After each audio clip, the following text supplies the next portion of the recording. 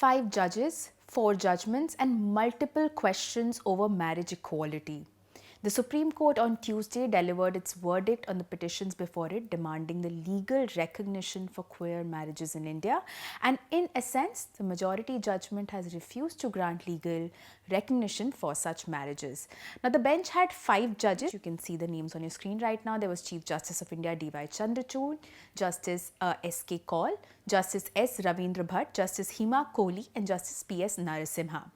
Now, just to let you know, all 5 judges were, and as CJI Chandrachud also said, in agreement on some points and disagreed with each other on some other points.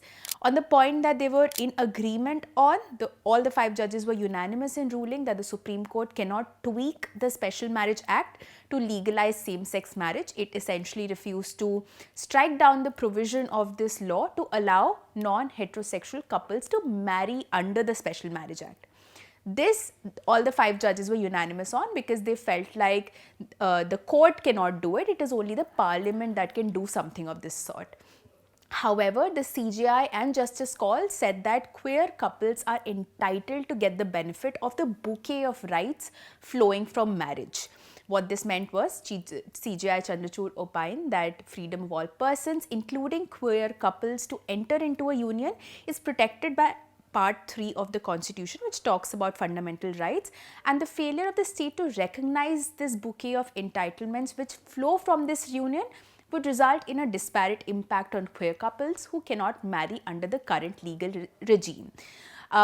This opinion of CJI Chandrachud was supported by Justice Kaul as well. In a sense, they formed a minority on this point, and in that minority, they recognized civil unions and obligated the state to ensure that queer couples aren't discriminated against and get all the rights available to them under the law as are available to a married couple. Once again, I'm reiterating that this was the minority judgment though, because there's a lot of confusion around what the Supreme Court has held in this case.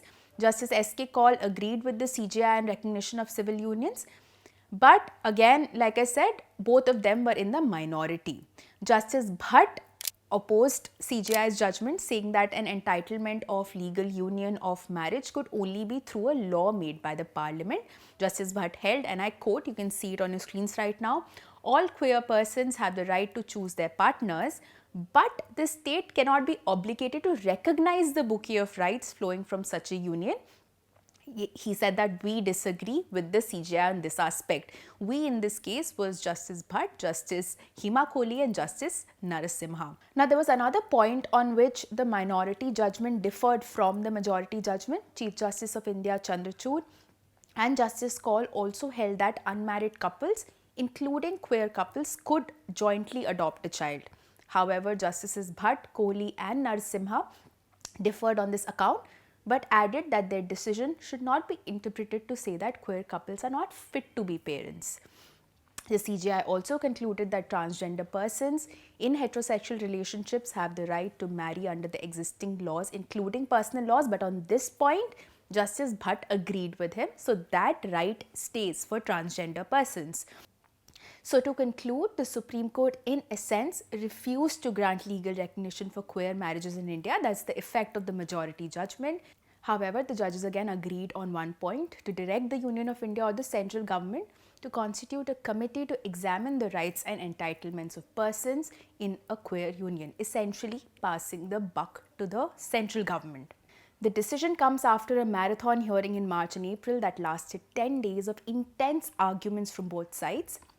The court reserved its verdict on 11th May. Before the court was, just to give you a gist, was a batch of over 20 petitions, and these petitions by same-sex couples, rights activists, social workers and organizations had challenged the constitutional validity of several provisions of the Special Marriage Act, Hindu Marriage Act, Foreign Marriage Act and other marriage laws on the ground that they deny same-sex couples the right to marry under the existing legal framework. However, just to clarify, the Supreme Court had made it clear that it would only look into the aspect of whether this right can somehow be read into the Special Marriage Act, and it didn't really go into the personal laws.